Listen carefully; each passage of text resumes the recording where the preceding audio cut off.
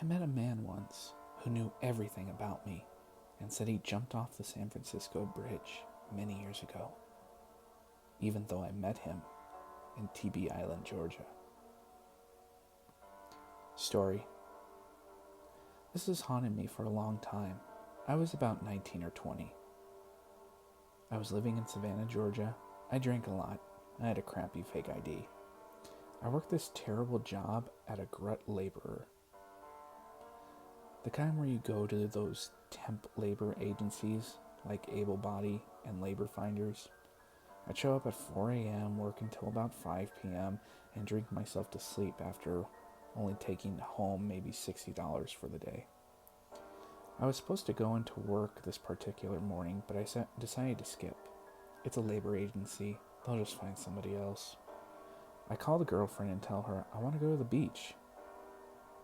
I had already started drinking. She comes over, we hop in my big ugly van, pack up some rods, and head to the beach. I decided to have a drink across from the beach at this little bar. This is where the story gets interesting. Shortly after ordering my drink, I get this really weird feeling. I became hyper aware of my surroundings. The door opens and I see this guy walk in.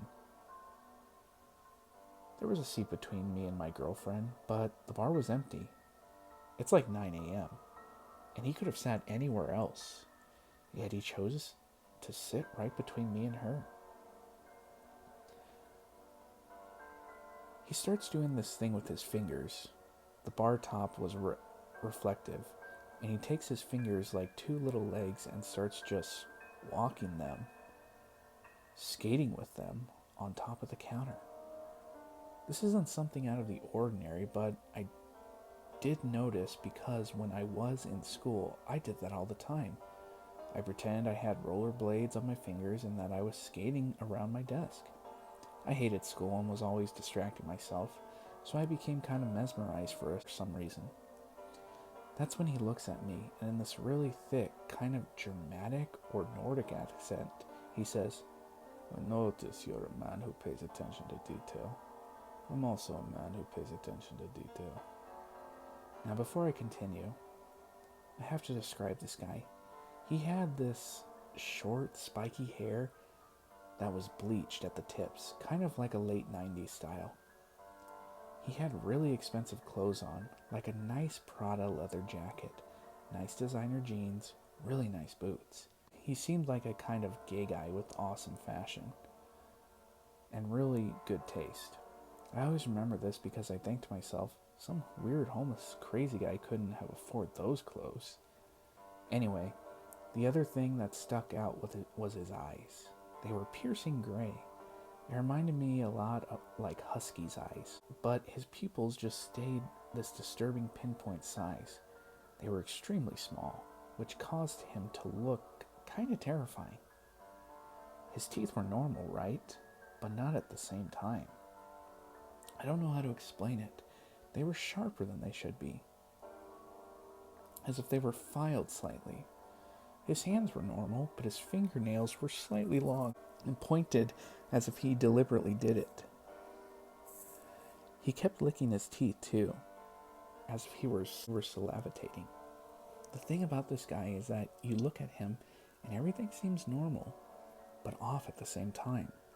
So you're questioning if you're the crazy one for thinking this.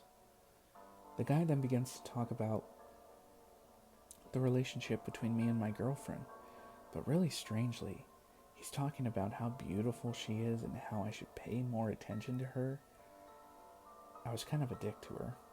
Shortly after he began talking like this, I had almost a knowing feeling come over me, like I knew this guy, and that he was not human. I look at my girlfriend and say, "You need to leave." She just kind of looks at me like she knows too. Without a word of protest, she gets up quietly and leaves. Later I learned that she went next door to get a coffee. That's when the guy literally says to me with the utmost confidence, "You were supposed to go fishing today." He points at the beach across the street. "If you had, I would have drowned you in that ocean." And I shit you not, he hissed. Again, for some reason, this overwhelming calm had come over me. I just asked, "Who are you?" He answers back with this crazy guttural language, like Akbach, but it was really long. It sounded Arabic or Hebrew. I just, for some reason, without skipping a beat, I had no idea why I was so calm to this day.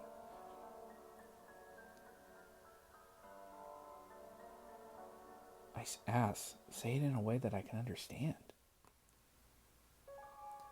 He says, "You can call me Jimmy C. I jumped off the San Francisco Bridge years ago, and we've been watching you." From there on, he never referred to himself as me or I, but only we.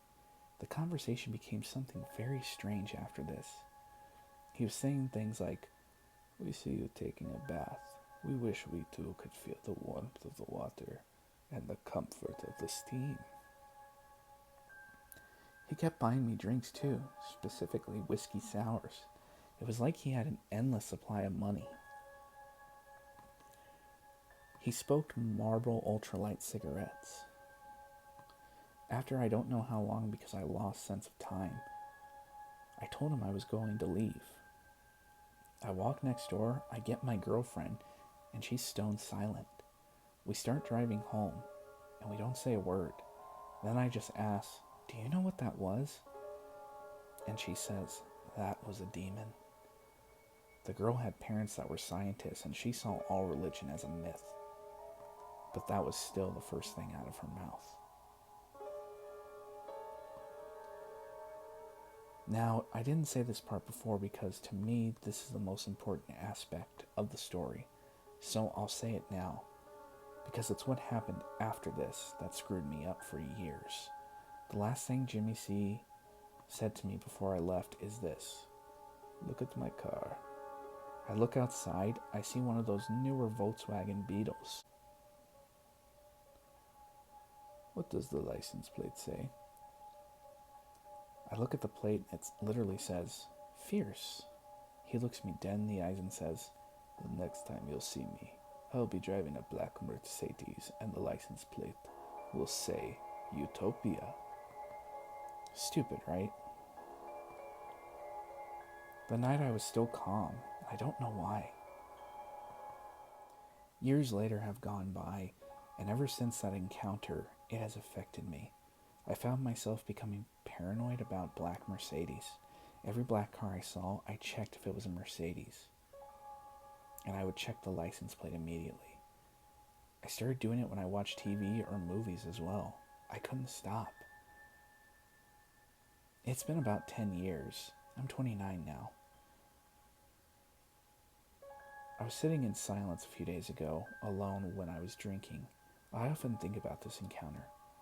I still look at a black Mercedes every time they pass, but I'm not so much anxious about it anymore, more curious. And I remember that my girlfriend at the time always kept a journal. By now I'm pretty sure that I'm insane. Maybe I was. Maybe I'm not remembering any of this correctly. After years of trying to find news articles of a Jimmy C that committed suicide off the San Francisco Bridge, looking at black cars and so on, I feel like I'd grown out of it. Yet still, I had to know. So last year, I tracked down my ex-girlfriend. We ended on bad terms. Again, I didn't treat her that well. I found out she's a school teacher in Wisconsin, has married, and is actually trying to have a child. I figured she's not going to talk to me, but I send her a Facebook message anyways. I ask her if she could find the journal from that day because I have to know if her events line up with mine. Sure enough, she had it. She kept it. And it contained even more detail than I remember because she had literally written it at the coffee shop next door right after it happened. And if we go down, we can see that the reason we were sitting apart was because she was upset that I was drunk and I was being kind of a jerk to her at the time. She didn't even see Jimmy C come in. She was the one that actually first started talking to him. And then that's when Jimmy started saying to me, "Your girlfriend is beautiful. I hope you treat her good. She is a person of God. That was strange when I read that. I hardly remember that, but again, I had been drinking a little bit. She also brought up in the story that he said once, "I'm not flirting with your girlfriend. I'm just letting you know that if you don't treat her well, someone else will." He did a really good job at making me feel bad. I'm starting to remember a lot of this stuff now, too.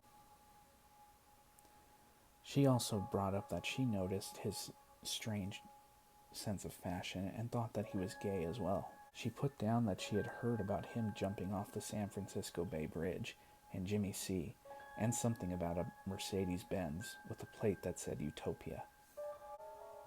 I guess I also asked him where he learned to speak 5 languages. I totally forgot that I asked that. He said that English is the one he knows the best, but that he can speak 4 others. The last thing she put was that he said he was dead, that he had jumped off the San Francisco Bridge. This was the second time she had put that, and died. She didn't bring up the part where he said he would drown me in that ocean, referring to himself as we. She had written that literally that day. I knew I wasn't imagining any details wrong. This all actually happened. This is probably the single most frustrating and scary thing that has ever happened to me. I want to imagine it was just a normal crazy guy, but unless you saw it and felt it and heard him talk about these little details of what you were supposed to do that day when only you knew it, you would just have to understand the impact of it. It's been 10 years, and my only solace really is that my ex-girlfriend can collaborate.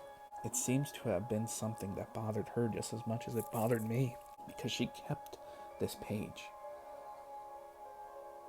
And also, I live 10,000 miles away from her now in Southeast Asia.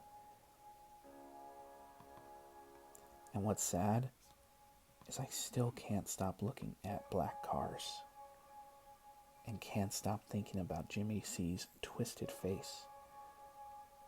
I remember that she also put down, and I totally forgot about this too. He had said to me, "I crawl on your back when you sleep at night, and you notice." I totally forgot about my back problems before that day. One of the reasons I was drinking a lot. I wonder if he still crawls on my back, and if the fear I feel at night, often to where I must drink myself to sleep or find a one-night stand just so I don't feel alone, is him or them watching me. Remember the Jimmy C story and the black Mercedes? Well, I have an update. So you guys must remember that story. I mean, we're all here on Reddit, aren't we?